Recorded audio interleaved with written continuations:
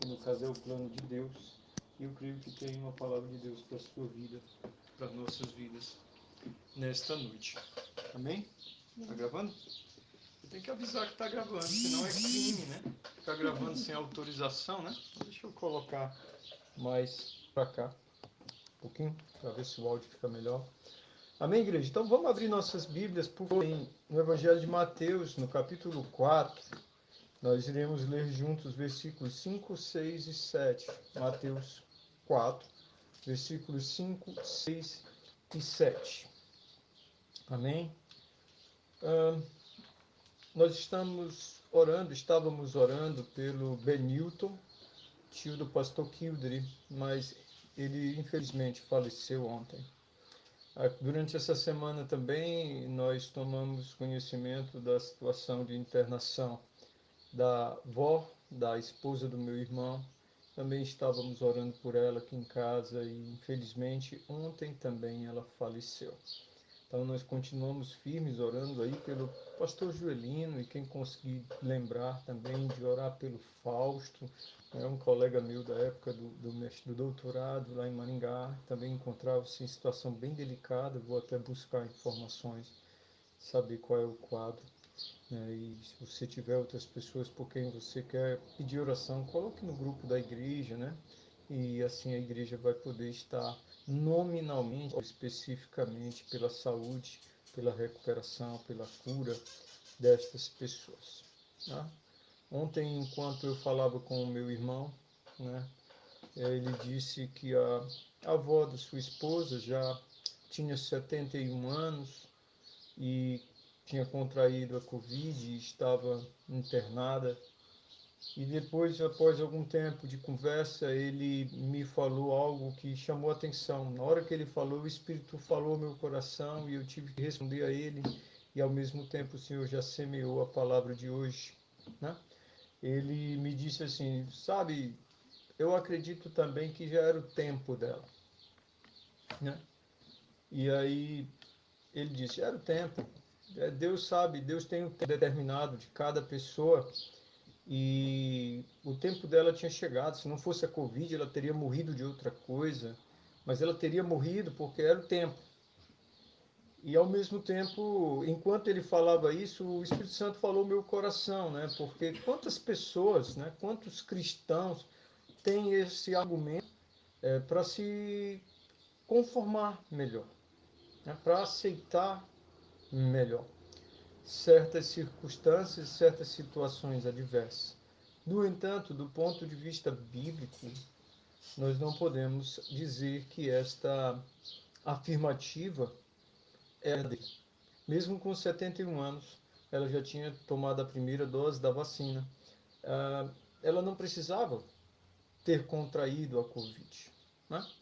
Há, um, há uma possibilidade de ter sido um descuido, negligência, né? Pode ter acontecido algum tipo de negligência no hospital, que culminaram com a sua morte. Isso não significa dizer que Deus já tinha pré-estabelecido, que isso fazia parte do plano e do propósito de Deus para a sua vida. Não necessariamente. E é sobre isso que eu quero falar com a igreja nessa tarde, né? Quero olhar essa situação, compartilhar essa perspectiva, procurarmos analisar à luz das Escrituras algumas situações que vão nos permitir ter um entendimento melhor desses fatos. Então, o texto que nós abrimos, Mateus capítulo 4, versículos 5, 6 e 7, a palavra de Deus nos ensina, nos diz o seguinte: Então o diabo levou Jesus à cidade santa, colocou-o sobre o pináculo do templo e disse: Se você é o filho de Deus, jogue-se daqui, porque está escrito: Aos seus anjos ele dará ordem a seu respeito, e eles o sustentarão nas suas mãos, para que você não tropece em alguma pedra. Jesus respondeu: Também está escrito: Não ponha à prova o Senhor teu Deus. Talvez na sua tradução esteja escrito: Não tente o Senhor teu Deus, né? A gente já mencionou esse texto algumas vezes, eu acredito até que já preguei sobre ele. Muito ressalta-se a ousadia de Satanás de tentar o Senhor Jesus usando a própria palavra, né? Ele cita a palavra, ele testa a identidade, o ego, o orgulho de Jesus quando diz se tu és, ele coloca em xeque a identidade de Jesus como enquanto filho de Deus, né? E muitos caem nesse tipo de situação. Se você é crente mesmo, se você é de Deus mesmo, se você é filho de Deus mesmo, e muitos cedem, né? Ele cita, como eu já disse, a própria palavra para dizer, olha, mas não está escrito? Deus tem um plano na sua vida, ele vai fazer o que for necessário para cumprir. Então, se você é realmente o filho de Deus e veio para morrer na cruz, se você se jogar daqui, você não vai morrer. Ele dará ordem aos anjos e eles te sustentarão, porque o plano de Deus ainda não se cumpriu na sua vida. Eu mesmo, Flávio Falcão, né, tenho que confessar que fiz muitas viagens de avião e entrava nos aviões, fiz viagens longas, viagens de 4, 5 horas saindo do Brasil para outro país. E dizer para vocês que a gente não fica com um pouco de medo, fica, né? Afinal de contas, é um avião, mas eu tinha uma convicção no meu coração de que nada aconteceria porque os planos de Deus ainda não haviam se cumprido na minha vida.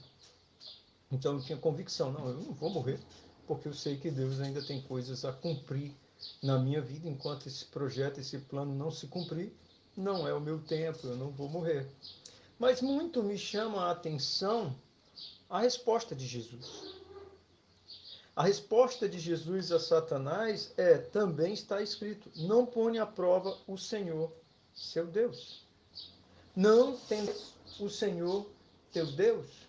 O que Jesus responde ao diabo, e que muitas vezes nos passa desapercebido, Deus tem um plano para a minha vida e ele vai cumprir, desde que eu não me desvie dele. Desde que eu não decida me afastar desse plano. O fato de Deus ter um plano na minha vida não me dá o direito de caminhar perigosamente, colocando a minha vida em risco por conta das minhas decisões. Deixa eu dizer uma coisa para vocês, igreja, para nós nessa tarde. Deus tem compromisso com o seu plano para nós, não com os nossos planos. Entende isso? Deus tem um plano perfeito, pré-estabelecido, o qual nenhum de nós tem a capacidade total de cumprir, e do qual todos nós nos desviamos. E nós não nos desviamos desse plano quando nascemos ou quando lá em Adão. Quando o homem pecou, automaticamente nos tirou a capacidade de ser íntegro, de ser puro, de ser a imagem e semelhança de Deus. Ele nos tira. Nós nascemos assim, mas à medida que o tempo passa, ninguém precisa nos ensinar o caminho errado. Nós nos desviamos. A criança, ele se afasta desse plano perfeito automaticamente por conta de uma natureza pecaminosa que está dentro de nós e mais dia menos dias ela aflora. E a partir desse ponto nós passamos a acreditar que estamos no controle e espiritualmente morremos por conta do pecado. E passamos a construir a nossa história conforme a nossa vontade. E o plano perfeito de Deus torna-se distante daquele que nós construímos. Ocorre que Deus tem compromisso com o seu plano e não com o nosso. Ocorre que Deus tem compromisso com a sua vontade e não com a nossa vontade. Portanto, se decidimos caminhar segundo a nossa vontade, nós colocamos a nossa vida em risco e temos que estar prontos para arcar com a consequência. E estas consequências podem ser eternas. Tentar o Senhor, colocar o Senhor à prova, é caminhar conforme os nossos interesses e esperar que ele haja em nosso favor, quando nós assim pedirmos. Colocar o Senhor à prova é fazer tudo do jeito que a gente quer e recorrer a Ele quando as coisas não vão bem e ainda esperar que Ele vai nos atender. Deixa eu dizer uma coisa para vocês, igreja. Nem o Senhor Jesus fez isso. Nem o Senhor Jesus agiu assim. Ele poderia ter pulado e certamente, provavelmente, Deus, o Pai, ia intervir, mas ele não quis correr esse risco. A resposta de Jesus é: eu não vou fazer aquilo que não é vontade do meu Pai.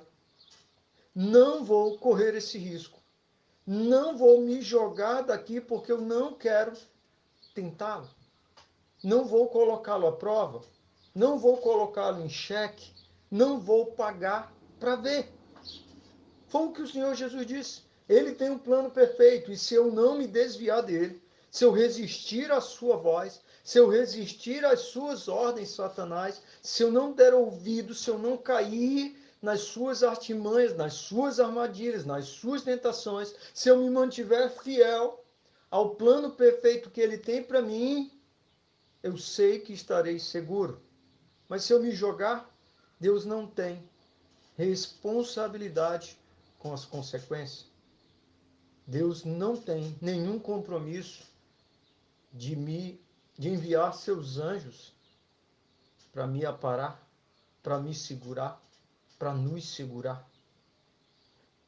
Portanto, o nosso dever, nosso papel ao encontrar o Senhor, ou seja, nos desviamos dos seus planos, nos desviamos desse plano perfeito que traz consigo segurança, que traz consigo amor, que traz consigo proteção, que traz consigo a comunhão com Ele, nos desviamos deste caminho, nos desviamos do seu plano perfeito para termos a oportunidade, por meio de Jesus Cristo, de reencontrá-lo. E ao reencontrarmos o Senhor, ao nos tornarmos seus filhos, o que devemos fazer, o que Ele espera de nós, é que a partir desse ponto, nós venhamos a buscar, custe a nós o que custar, nós devemos buscar viver conforme a sua vontade. Ou seja, entregar a vida a Jesus, tornarmos filhos de Deus, é, antes de mais nada, uma trajetória, uma aventura de retorno, de busca, de retorno ao plano perfeito que Deus planejou para nós desde antes da eternidade. Deixa eu dizer uma coisa para vocês. Lá em Jeremias, capítulo 29, você não precisa abrir. Em Jeremias, capítulo 29, versículo 11, a palavra de Deus nos ensina: porque sou eu que conheço os planos que tenho para vocês, diz o Senhor. Planos de fazê-los prosperar e não de causar danos. Planos de dar a vocês esperança e um futuro. Se tem alguém que tem um plano perfeito, que quer nos trazer esperança, que quer nos fazer bem, que quer nos manter seguros, que quer nos manter em paz, que quer garantir para nós um futuro, mas um futuro que não se interrompe na nossa morte, mas um futuro que se perpetua por toda a eternidade, este alguém é o Senhor. Este alguém é o Senhor. Ele tem o plano perfeito. E ele está pronto para executar em nossas vidas. Agora entenda, tá? É fundamental que nós entendamos que enquanto estamos aqui, estamos sujeitos a perdas, dores, tristezas, como qualquer outro ser humano. Teremos aflições como o próprio Jesus Cristo teve. No entanto, correremos riscos, como qualquer outro ser humano. Qualquer um de nós cristãos está sujeito a contrair esse vírus, como qualquer outra pessoa viva nessa terra. Só quem já morreu não pode mais contrair. Mas quem está vivo, crente ou não crente, está correndo o mesmo tipo de risco. No entanto, se estamos em paz de que caminhamos conforme a vontade de Deus, e isso não é mediado por nossos achismos, eu ando conforme a vontade de Deus porque todo domingo eu vou para o culto. Eu ando conforme a vontade de Deus porque eu entrego o dízimo. Eu ando conforme a vontade de Deus porque eu só uso saia de tantos centímetros. Andarmos conforme a vontade de Deus não é mediado pelos nossos achismos, pelas nossas interpretações, mas é mediado pela palavra de Deus. É a palavra de Deus, é o próprio Espírito Santo que confirma ao nosso espírito de que andamos segundo a sua vontade, de que somos seus filhos. É a palavra de Deus quem nos denuncia, o Espírito Santo quem nos acusa se estamos vivendo em pecado, se cometemos pecados, se permanecemos no pecado e se isso nos afasta do Senhor, ou se não, e que isso nos afasta do Senhor. Mas, porém, se o nosso coração está em paz, mediante as Escrituras e com a confirmação do Espírito Santo, podemos clamar por ele e descansar de que tudo o que acontece ou acontecerá é conforme a sua vontade. É nesta perspectiva de andarmos segundo a vontade de Deus que nós confiamos de que, de fato, se andamos conforme a vontade de Deus e ainda assim viermos a óbito por conta de uma enfermidade, ou como o caso de uma criança recém-nascida que vem a falecer, ela não tem culpa, ela não tem pecado. Certamente Deus está no controle e viu todas as coisas e poderia ter intervindo e não decidiu intervir. Ele é Deus. Então era o tempo. Mas a gente só pode dizer que é o tempo para as nossas vidas se este é o contexto. Se caminhamos conforme a vontade do Senhor e descansando nele, teremos a nossa passagem em paz, porque entendemos que se não fosse o tempo, ele não permitiria que a nossa vida fosse ceifada. Aqueles que estão caminhando e se encontram no lugar da obediência, no lugar do agrado do Senhor, nada lhe acontece se Deus antes não permitir. E aí não tem como chegar nesse ponto da palavra sem nos lembrarmos de Jó.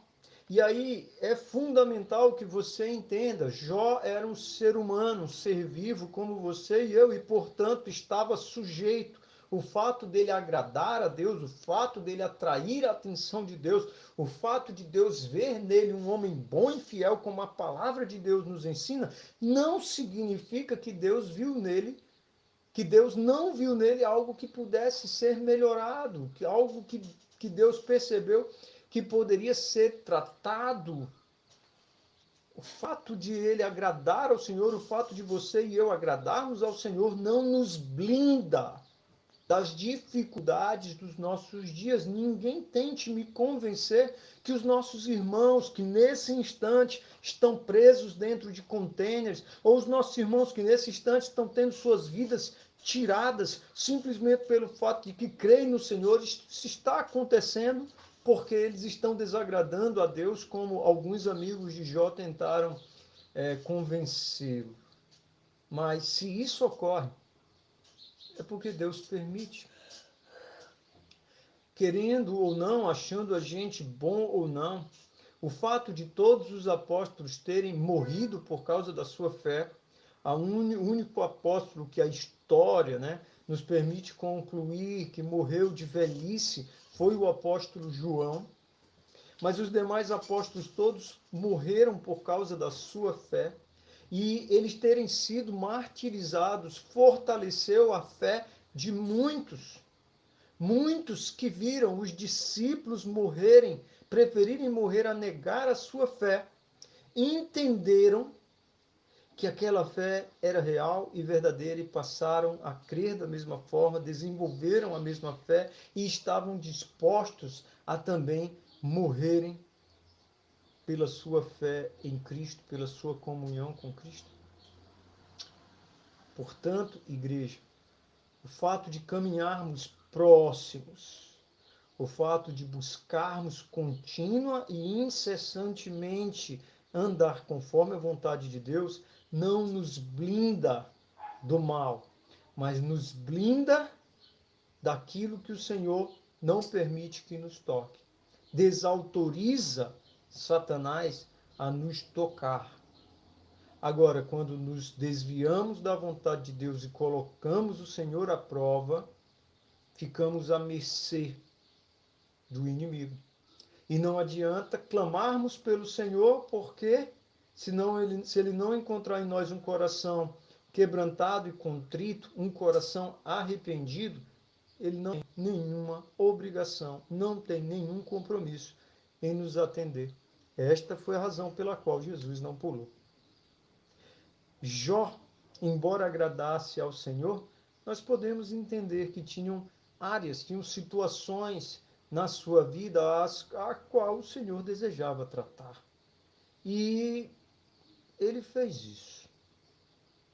Ele fez isso. Jó padeceu muitas dores. No entanto, preste atenção. O propósito do Senhor era que Jó tivesse ainda mais intimidade com ele. O que o próprio Jó confirma. Jó era um homem que agradava o Senhor? Era um homem zeloso? Era. Um homem temente a Deus? Sim. Um homem fiel? Sim. Jó realizava ofertas de sacrifício fora do tempo determinado. Ele precisava fazer certas ofertas uma vez ao ano. Ele fazia toda a vida que seus filhos se reuniam. Isso demonstrava zelo, isso demonstrava cuidado, isso demonstrava que Jó honrava ao Senhor, mas mesmo assim, Jó cumpria todos os protocolos com muito cuidado, com muita responsabilidade, mas Deus queria Jó ainda mais perto dele, com ainda mais intimidade com ele. E eu digo a você, ele conseguiu. Jó passou por todas as lutas que passou, mas ao final, eu acredito, já disse isso para vocês outras vezes, se ele tivesse a escolha de passar por tudo novamente para chegar no mesmo lugar onde ele chegou no final, eu acredito que a resposta dele seria sim, eu passo.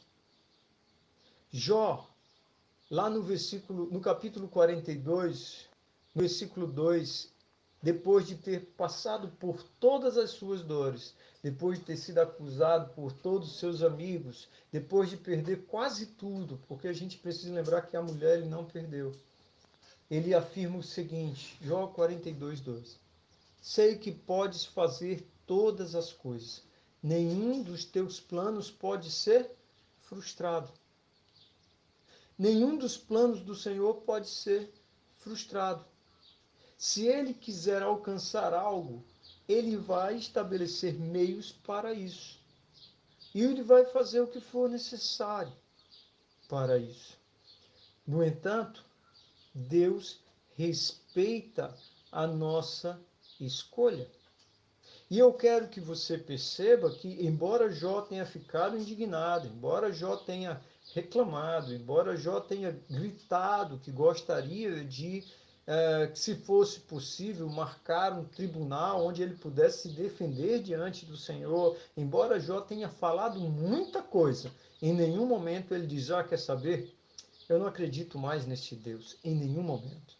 E foi por isso que o Senhor não desanimou com ele, não desistiu dele.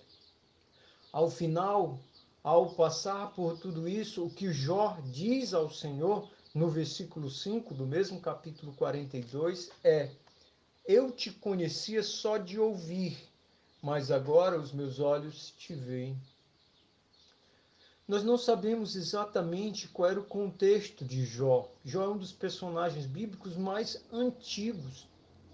Não se sabe, não se tem com detalhes a história de Jó, não se sabe exatamente em que momento essas coisas aconteceram. Fato é que Jó deixa claro aqui que o conhecimento e o relacionamento que ele tinha de Deus era de ouvir, era de alguém que falava a respeito desse Deus, do seu poder, era de alguém que falava a respeito de como esse Deus gostava de ser adorado, de como esse Deus gostava de ser buscado. Então Jó ouvia e praticava, o que já é bastante coisa.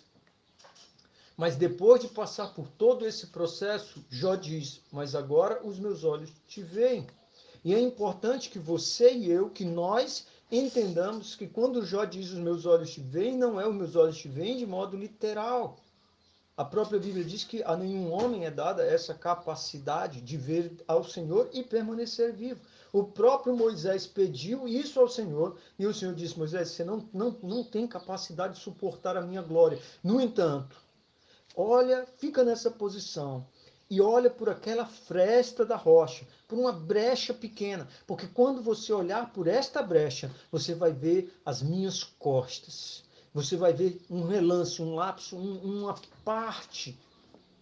Mas aqui Jó diz: os meus olhos te veem. O que Jó está querendo dizer aqui é que ele saiu de um nível de intimidade para outro, que embora ele trilhasse um plano que buscava agradar e viver segundo a vontade de Deus, o Senhor olhou e encontrou nele aspectos que precisavam ser tratados, que precisavam ser trabalhados, e usou e utilizou do recurso para estabelecer o seu plano, que foi o de permitir que o próprio diabo tocasse a vida de Jó, fazendo com que ele passasse por inúmeras dores, a fim de que ao final, ao passar e ao superar esse processo, o seu nível de intimidade saísse do nível de ouvir falar para um nível de intimidade tão profunda que ele diz: agora eu quase consigo te ver literalmente, agora eu sei que o Senhor está aqui, o Senhor está perto de mim. No entanto, está além da nossa capacidade entender o porquê temos que passar por dores.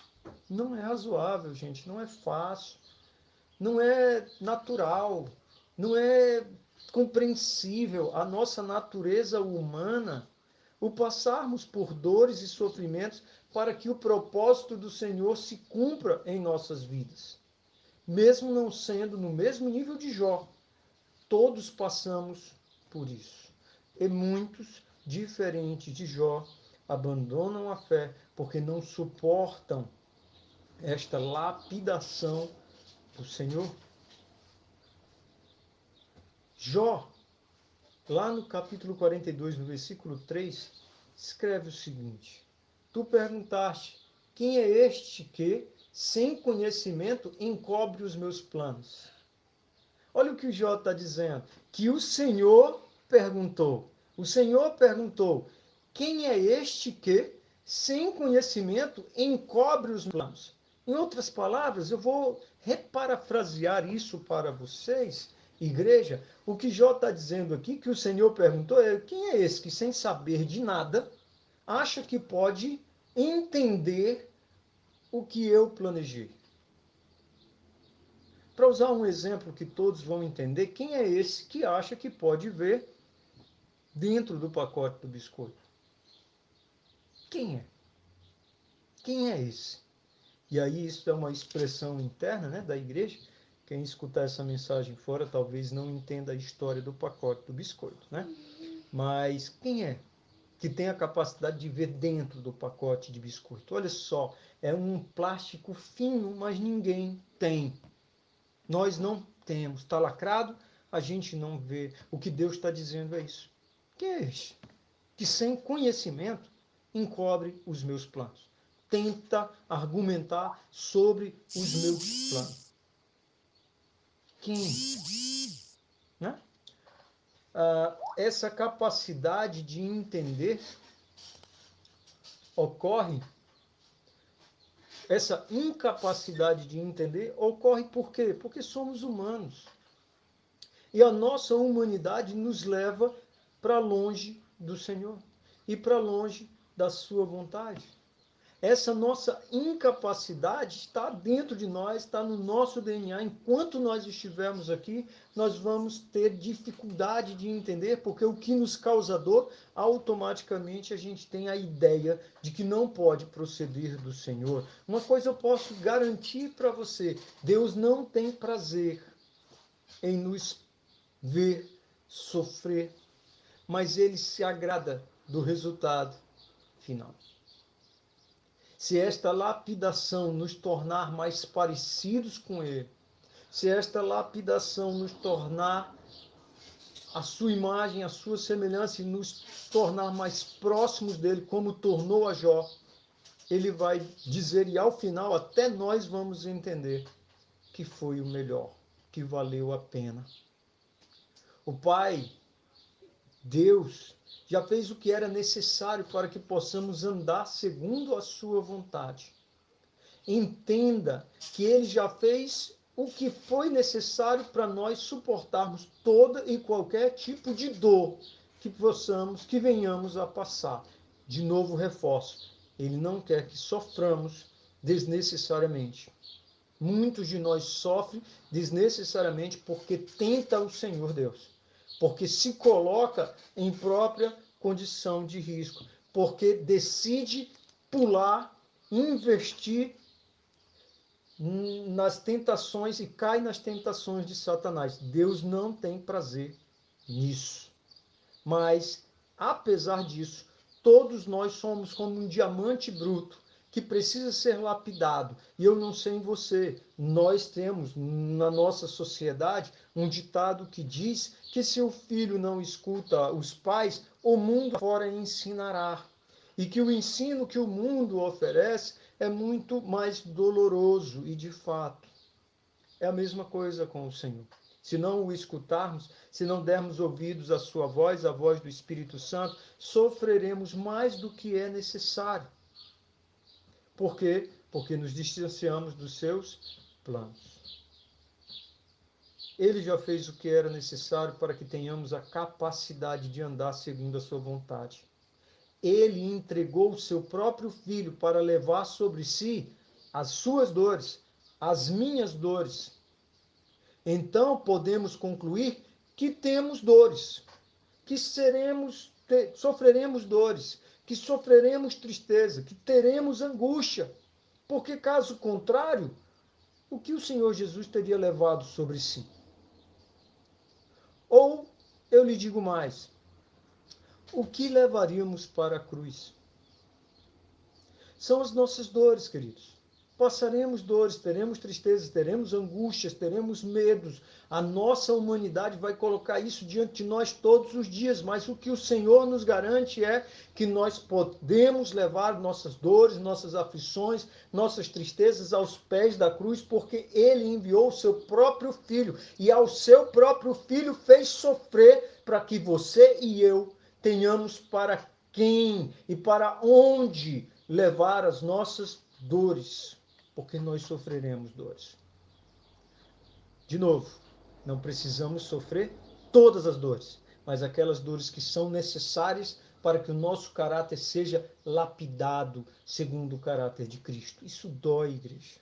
Você deixar de fazer algo que te dá prazer, porque sabe que a vontade de Deus causa angústia, causa tristeza, causa medo, causa preocupação, causa ansiedade. E aí, nesse momento, você precisa decidir para onde eu vou. Muitos viram as costas e vão embora. Outros, no momento de dor, preferem ver o Senhor como Jó. Levam as suas dores aos pés da cruz. Isaías 53:4 é um texto bem conhecido. A palavra de Deus nos ensina: certamente Ele tomou sobre si as nossas enfermidades e as nossas dores levou sobre si, e nós o considerávamos como aflito, ferido de Deus e oprimido. Ele já levou sobre si as nossas enfermidades, Ele levou sobre si as nossas dores. Nem todas as enfermidades que pegamos, igreja, é para a morte. Nem todas as enfermidades que pegamos deveríamos pegar. Colocar o Senhor à prova é se colocar em situação de risco de modo desnecessário. Deus não quer que a gente saia andando e dizendo: Deus é comigo, Deus vai me proteger, e saia irresponsavelmente contraindo vírus de doenças que podem ser fatais. Isso é ignorância, isso é imprudência. Mas ele também não quer que a gente fique morrendo de medo embaixo da cama, sem sair de casa, vestido com vestido com um capacete feito com garrafa PET, como a gente vê algumas pessoas saindo na rua. Isso é ridículo. Também não é esse o caminho. Precisamos ter fé no Senhor de que não contrairemos. Se estamos caminhando conforme a vontade de Deus, Ele vai nos proteger. Agora, se colocamos o Senhor à prova, que ali tem uma pessoa que está com o vírus, e ainda assim eu digo, isso é besteira, e vai lá, depois não ore por cura. Não ore. Agora, se é uma situação inevitável, eu, por exemplo, outro dia, recebi um rapaz aqui, aquele mesmo da semana passada, que disse que era burro, ele também disse que tem certeza que se contraísse o vírus, a mulher dele, que é crente, o expulsaria de casa. E eu não sei se vocês sabem, muitos pais, muitos avós estão morrendo porque os familiares entendem que uma vez tendo contraído o vírus, eles têm que ficar em isolamento total. E este isolamento total tem levado as pessoas a morrer, inclusive de sede e de fome, porque não pode se ter contato com ninguém. Então, isso é ignorância. Quando a Paula contraiu o vírus, nós separamos as escovas de dentes, foi cada um para o seu banheiro, ela usava máscara o tempo todo, nós tomamos os cuidados necessários, mas se fosse necessário colocá-la dentro de um carro e levá-la para um hospital, eu faria, igreja, porque era necessário. Mas de modo desnecessário, eu não ia estar beijando, agarrando, abraçando e dizendo, não tem nada a ver. Isso é colocar o Senhor à prova.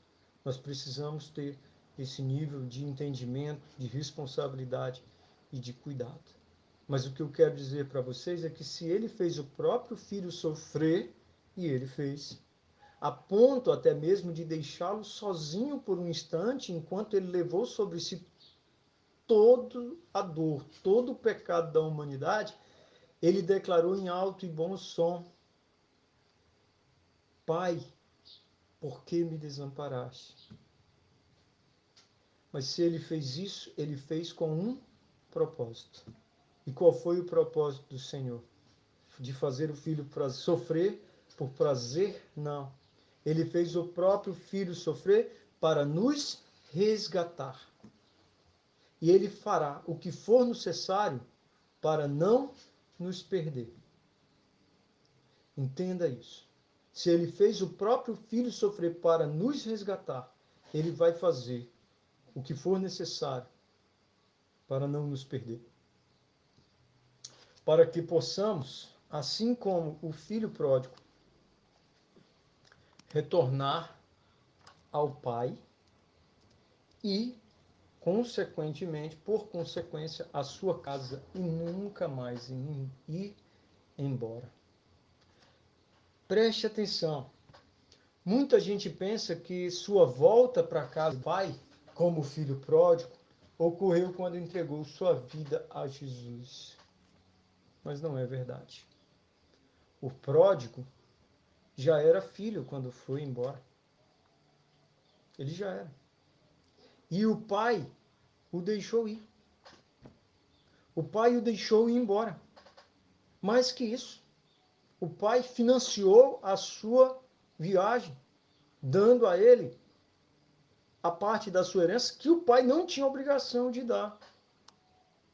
Então, agora, tendo ido embora, tendo se distanciado do pai, o filho que se distanciou do pai por escolha, se encontrava exposto, sem proteção do pai, sem o amor do pai, sem a casa do pai, sem a segurança do pai, por escolha, ele se distanciou do pai.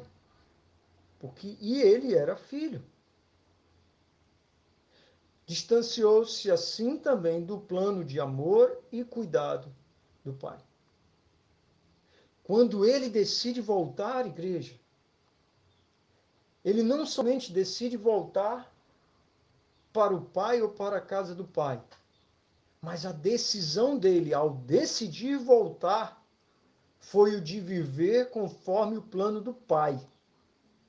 Leia esse texto depois com cuidado, Lucas 19, se eu não estou enganado. Leia lá. Quando ele decide voltar, ele não decide voltar pensando, vou voltar e assumir o meu posto, minha posição de filho, de herdeiro. Não. Ele decide voltar e se o pai dele dissesse, você agora é um empregado como um qualquer, você vai morar ali, você vai comer o que os empregados... Ele ia aceitar, porque a decisão dele de voltar era voltar para viver conforme o plano do pai, conforme o projeto do pai, conforme o propósito do pai.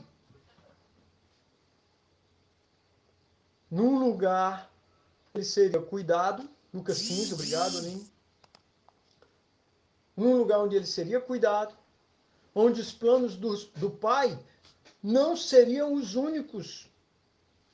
Entenda, ele voltaria a ir lá, uma vez na casa do pai, ele continuaria tendo vontade própria, ele continuaria tendo desejos, ele continuaria tendo angústias, ele continuaria tendo medo, ele continuaria tendo ideias, ele continuaria tendo planos. Mas agora, mesmo ele tendo planos, ele havia entendido que era melhor para a sua vida voltar para a casa do pai, voltar para o pai e, por consequência, para a casa do pai, para o corpo, para o seio da família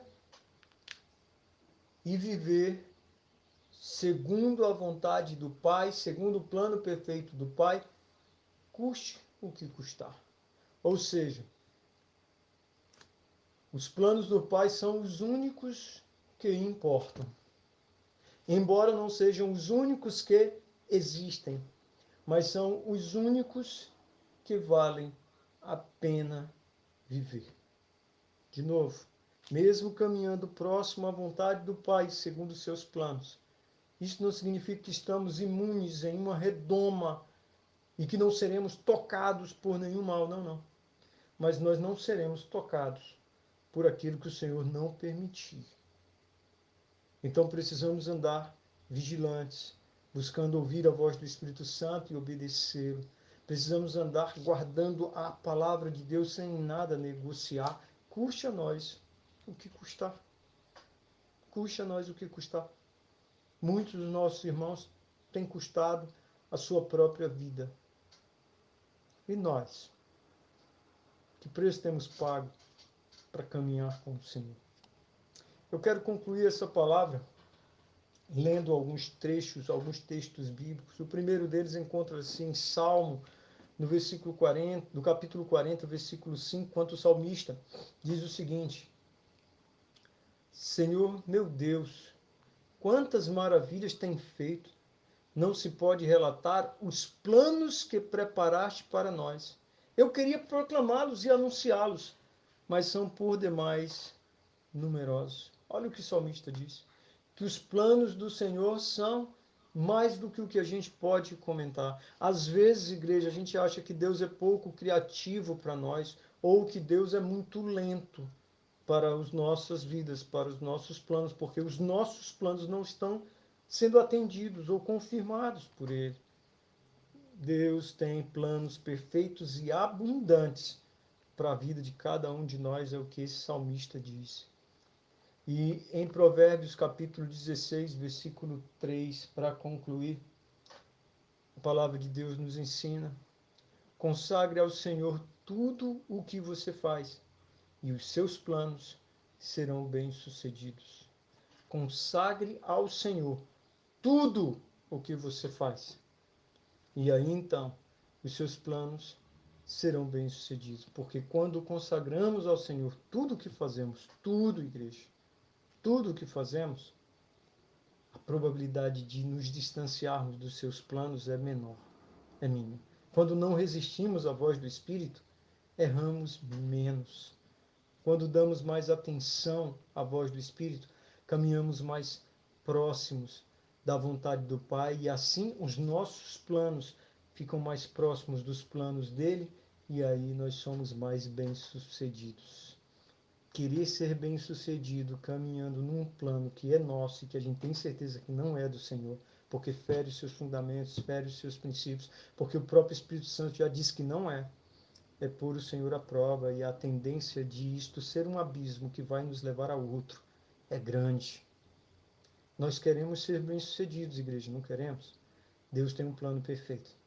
Deus tem um plano perfeito. E aqui eu ressalto e enfatizo. Não siga os meus planos para a sua vida. Eu sou o seu pastor. A mim o Senhor deu a responsabilidade de cuidar e direcionar você. E a Bíblia nos ensina que, se você quer ser bem-sucedida, deve ouvir aqueles que te ensinam e que... Abraço para o Marcelo, eu acho que ele não está ouvindo, né? E que ensinam e que cuidam e que investem tempo na sua vida. Isso é parte... Está ouvindo, né? Abraço, Marcelo, Deus te abençoe. Saudade de tu. Fica encostado aí ouvindo a palavra, né? É parte disso, é parte da obediência à palavra de Deus, você honrar aqueles que te lideram, sim, mas eu não sou perfeito. A probabilidade de eu lhe dar um direcionamento que divija do plano de Deus para a sua vida é grande. O melhor que eu posso ensinar a você a fazer para não errar é você, incentivar você, encorajar você a buscar essa intimidade com o Senhor, a buscar o conhecimento da palavra, a buscar relacionamento com Deus. É o melhor que eu posso fazer, igreja. É te ver crescer, se tornar de fato maduro, autônomo, o que não significa que você não vai errar, mas erramos menos quando obedecemos mais. Amém? Erramos bem menos quando obedecemos bem mais. Vamos orar?